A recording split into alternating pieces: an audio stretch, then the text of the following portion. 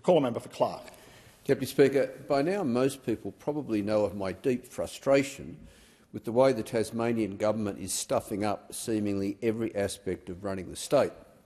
And I'm not alone, as evidenced by the community reaction to a relevant video I posted on social media earlier this year, which remains my most viewed to date and which still prompts people to stop me in the street to share their agreement with what I had to say. Yet, underlying my frustration is the fact that Tasmania has everything it needs to be the jewel in Australia's crown.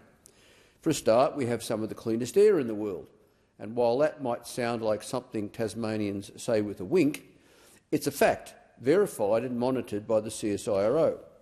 Moreover, we are the gateway to Antarctica and have a stunning natural environment, rich Aboriginal history and a quality of life that could be the envy of the nation.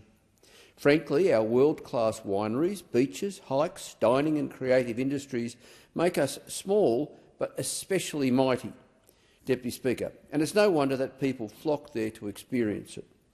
Our tourism appeal in particular is undeniable, as evidenced by the fact that this year the Condé Nast Traveller 2025 Readers' Choice Awards crowned Hobart as the 10th best small city in the world, the only city in Australia to make the cut, and that recognition has been echoed elsewhere.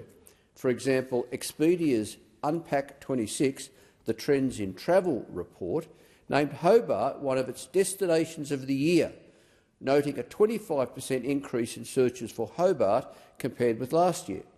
No wonder a mammoth 1.348 million visitors came to our island in the year ending June 2025.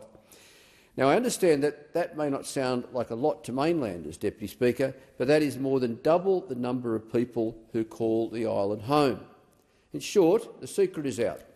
People know there's something special about Tasmania and are willing to spend their time, money and effort to experience it for themselves. But there's more. In my electorate of Clark, we are home to world-leading innovation at INCAT, where a team of designers, engineers and technicians have just built and launched the world's largest battery electric vessel. Hull 096, named China Zarilla, is 130 metres long, is the largest electric vehicle ever constructed and will carry up to 2,100 passengers and 225 vehicles. And, Deputy Speaker, the ambition doesn't stop there.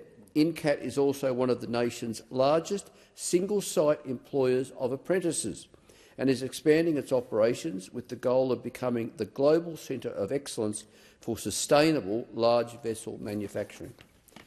On the topic of sustainability, the University of Tasmania has again been recognised for its global leadership, ranking first in the world for climate action for the 4th year running, according to the Times Higher Education Impact Rankings.